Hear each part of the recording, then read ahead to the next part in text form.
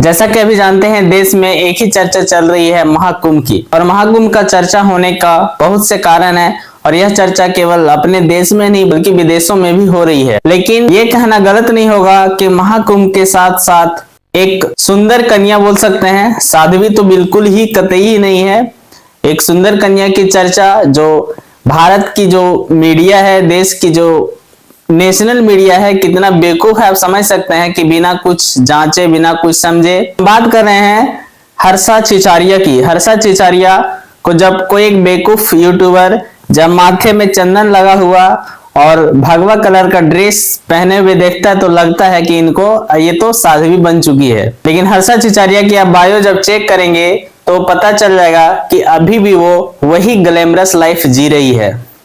वह केवल महाकुंभ में स्नान करने को गई है और अपनी एक तरह से सुंदरता की वजह से ट्रेंडिंग में आने का कारण बन गया।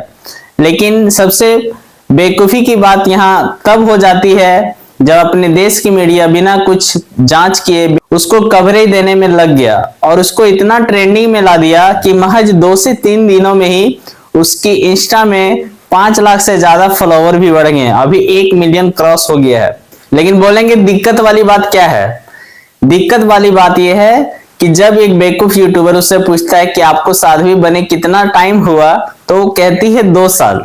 लेकिन वो कभी भी साध्वी नहीं है, ना ही अभी है ना ही पहले थी। वो अभी भी ग्लैमरस लाइफ को ही जी रही है। लेकिन उसको झूठ मूठ का कवरेज देके उसको ट्रेंडिंग में ला दिया और वे अपनी इंस्टाग्राम में और भी ज्यादा पॉपुलैरिटी गेन कर ली। आइए देखते हैं इस देश की मीडिया क्या कुछ उनसे सवाल करती है और उसका जवाब किस तरह से रहता है। आप पहले उसको देखिए। आप उसकी इंस्टा में जितना भी वीडियो आप चेक करेंगे वो किसी भी तरह से साध्वी तो छोड़ दीजिए, एक सिंपल भक्त के जैसा भी नहीं है। इंस्टा में बहुत सारा ऐसा वीडियो है जो मॉडर्न लाइफ स्टाइल जो रहता है, मॉडर्न लाइमलाइट में जो जीवन जीता है वो वही जीवन अभी भी जी रही है। उसके सारे वीडियो लगभग ज्यादा से ज्यादा 6 महीना पुराना वीडियो है। आप उसकी बायो में जाके चेक कर सकते हैं। लेकिन झूठ मूठ का इतना लाइमलाइट देके उसको भारत का जो मीडिया है वो ट्रेंडिंग में कर दिया। मैं उत्तराखंड से आई हूँ, आचार्य महामंडलेश्वर की शिष्या हूँ। शिष्या है तो मैं देख रही हूँ आप इतनी मतलब सुंदर हैं, तो कभी ऐसा मन नहीं करा साध्वी जीवन छोड़ के और कुछ आगे करने का? मुझे जो करना था वो छोड़ के मैंने ये वेश धारण किया है। तो ऐसा क्यों? ऐसा मतलब क्या था कि साध्वी जीवन में कि आपने सोचा कि साध्वी सुकून। तो अभी कितनी उम्र होगी आपकी? मेरी 30। तो अभी कितने समय से आप मतलब साध्वी जीवन? पिछले 2 साल से। पिछले 2 साल से। तो मतलब कैसा लगता है, किस प्रकार का सुकून मिलता है? भगवान की श्रद्धा है? हाँ, आप जब जिंदगी में बहुत कुछ कर लेते हो, जब आपने एक्टिंग भी कर ली है, आपने एंकरिंग भी कर लिया है, आपने देश विदेश भी घूम लिया है, आपने सब कुछ कर लिया है, उसके बाद ये रहता है कि आपको उसमें सुकून नहीं मिल रहा है। नाम है, शोहरत है, लेकिन सुकून नहीं है। फिर जब आपको भक्ति अपनी तरफ खींचती है ना, तो आपको धीरे धीरे सुकून मिलना चालू होता है। फिर आप लोगों से, काम से कट के और भगवान की शरण में, भजन कीर्तन में, मंदिरों में आके रहना चालू कर देते हो। तो ऐसा जिसकी किस्मत में लिखा होता है यहाँ से जुड़ना, वो जुड़ ही जाता है। जी, वो बात तो सही कह रही। मैं ये जानना चाहूंगी, जैसा कि आपने बताया कि एंकरिंग, एक्टिंग, तो मतलब आप एक तरीके से एक्ट्रेस रह चुकी हैं। जी। अच्छा, तो कुछ ऐसी आपके काम जो कुछ आप बताना चाहें? क्या आप गूगल पे सर्च कर लीजिएगा। और मैं ये जानना चाहूंगी कि महाकुंभ के बारे में क्या मतलब क्या कहना चाहेंगे? अभी महाकुंभ हो गया है, महाकुंभ शुरू होने वाला है। आज पेशवाई पूरी हुई है और 12 तारीख को उद्घाटन है, यानी कि परसों 13 तारीख से महाकुंभ की पूर्ण भव्य महाकुंभ की शुरुआत है, जिसमें देश से ही नहीं बल्कि पूरे विश्व से लोग आएंगे, इसका हिस्सा बनेंगे। सिर्फ भारतीय नहीं बल्कि जितने भी विदेशी हैं वो भी इसका हिस्सा बनेंगे। तो बहुत अच्छी बात है। हमारी संस्कृति, हमारा जो सनातन धर्म है वो अब दूर दूर तक फैल रहा है। हर कोई सनातन रंग में रंग रहा है, तो ये अपने आप में बहुत अच्छी बात है। अच्छी बात, सही कही आपने। तो आप मतलब घर परिवार भी आपका होगा, फैमिली? बिल्कुल। आप पहले तो मैरिड हैं या अनमैरिड? अनमैरिड। तो परिवार से बातचीत होती है? फिलहाल तो काफी टाइम से नहीं हुई है। क्या चाहते हो मैं कर लूं? नहीं नहीं, ऐसा नहीं, मतलब परिवार से भी बात भी हो और साध्वी जीवन भी चले, ऐसा? तो मैंने अभी परिवार को त्यागा नहीं है। मैंने अपने काम को, अपने पिछले जो भी मेरा प्रोफेशन था वो सबको छोड़ के मैं इसमें आई हूँ। अच्छा, तो आपके गुरु, आप नाम बताइए आपके। आचार्य महामंडलेश्वर स्वामी श्री कैलाशानंद गिरी जी महाराज, निरंजनी अखाड़ा। अच्छा, निरंजनी अखाड़े।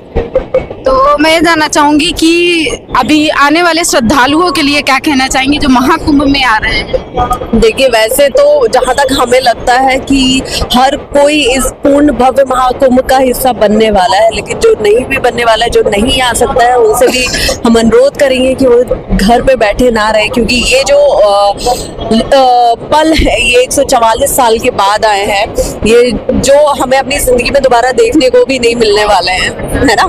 तो जहाँ भी जो भी है, देश में विदेश में, वो सब घर से निकल के आए और इस अमृत धारा में, संगम की धारा में गोता लगाएं, स्नान करें और खुद को शुद्ध करें, रोग दूर करें, कष्ट दूर करें और ईश्वर का नाम जपें।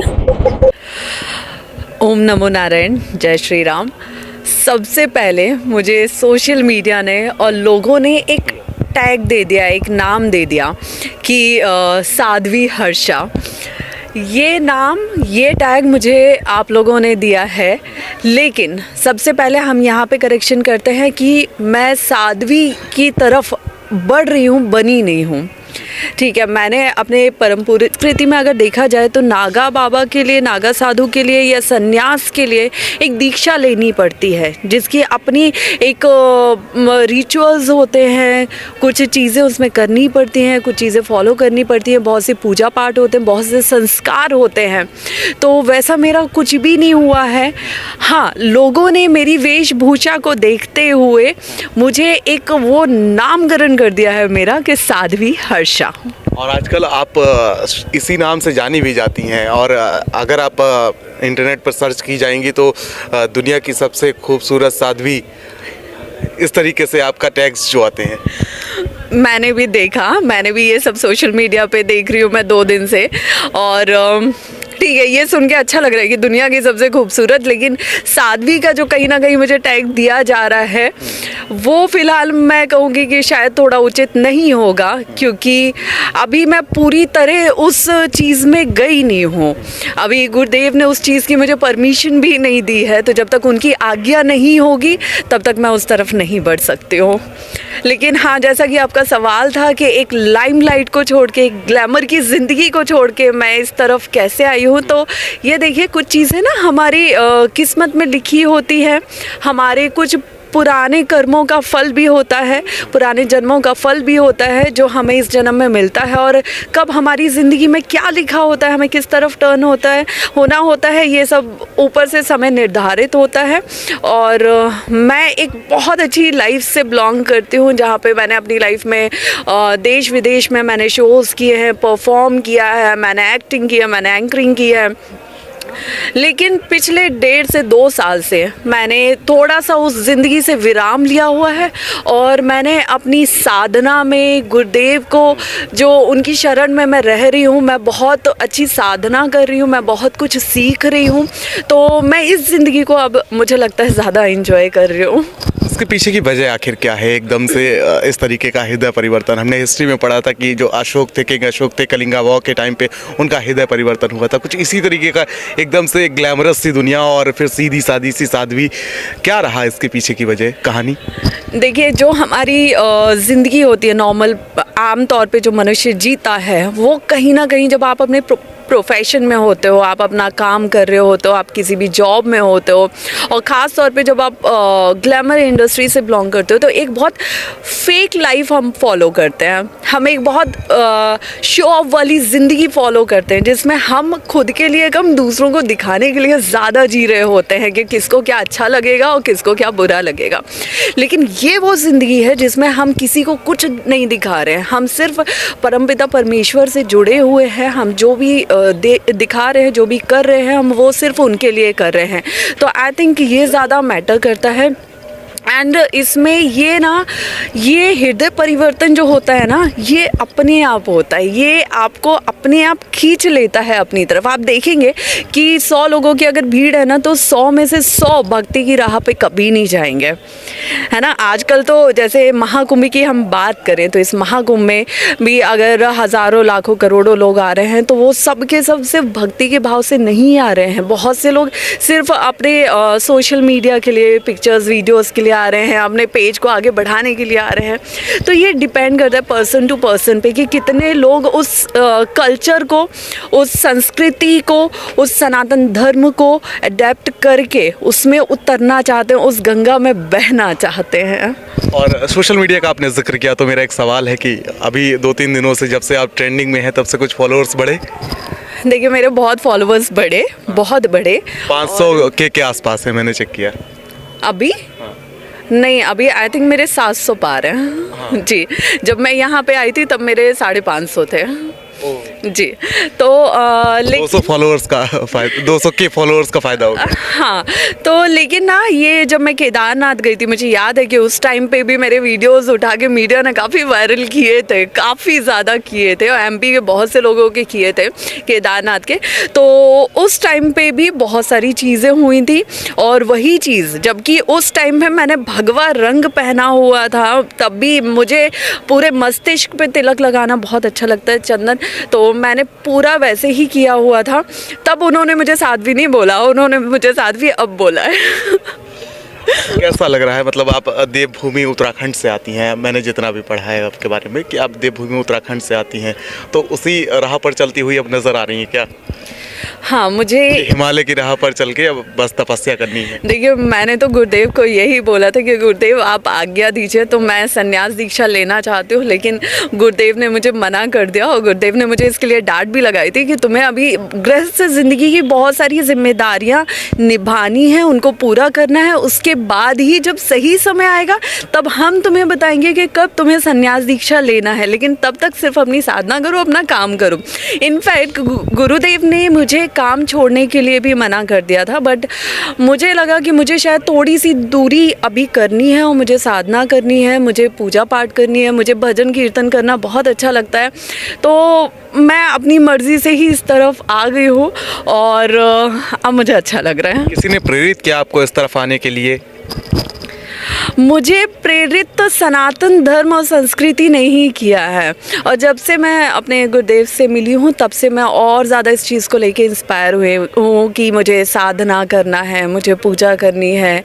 और पहले मैं महादेव को बहुत मानती थी, मैं 4 साल की उम्र से महादेव को एक पिता के रूप में मैंने हमेशा देखा है। मैंने कभी किसी को नहीं बोला कि मैं उनकी भक्त हूँ, वो भगवान है। मैंने हमेशा ये बोला कि वो मेरे एक पिता हैं जिन्होंने मेरी हर बुरी परिस्थिति में, हर कठिनाई में मेरा साथ दिया है, मुझे संभाला है। तो कहीं ना कहीं आज अगर मैं पूरी तरह इस चीज़ में हूँ तो उसके लिए मुझे सिर्फ और सिर्फ महादेव ने आगे बढ़ाया है। अब कैसा लग रहा है, अब एकदम से सोशल मीडिया सेंसेशन कहें तो सोशल मीडिया क्वीन, आपके यहाँ पर भी लिखा हुआ है क्वीन, तो अब तो सोशल मीडिया क्वीन एकदम से है। अगर रील्स स्क्रॉल करें तो आपकी रील्स अक्सर आ जाती हैं।